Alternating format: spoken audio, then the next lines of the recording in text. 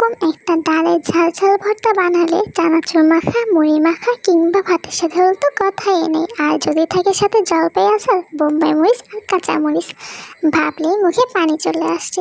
তো খুব সহজেই আপনারা বানিয়ে ফেলুন। তো প্রথমে একটা কড়াইতে তেল দিয়ে নিব। আমি এখানে আমের আচারের তেল ইউজ করছি, আপনারা চাইলে যে কোনো তেল ইউজ করতে পারেন। দেন এখানে পেঁয়াজ কুচি, মরিচ কুচি এবং কিছু রসুনের কোয়া দিয়ে ভালোভাবে নেড়ে চেড়ে নিব।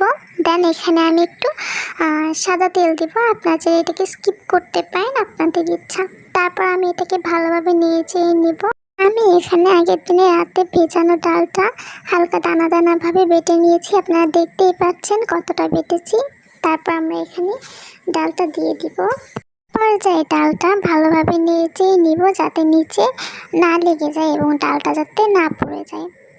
অনেকক্ষণ ধরে নাড়াচাড়া করব যাতে হালকা হালকা ভাজা ভাজা হয়। তারপর আমরা এখানে দিয়ে দিব নুন, পছন্দ মতো মরিচ, হলুদ আর হালকা সল্ট। আপনাদের ইচ্ছা হলে এটা স্কিপও করতে পারেন। দেন গরম মশলা এটা দিয়ে আবার নেড়ে নিব ভালোভাবে। এবার একটু সময় নিয়ে ভাজবো যাতে একটু ক্রিস্পি টাইপের আসে। যখন ক্রিস্পি টাইপের আসবে তখন এখানে পানি দিয়ে দেব, সামান্য সমান সমান করে পানি দিয়ে দেব, বেশি পানি দিবেন না তাহলে এটা কাদা কাদা হয়ে যাবে।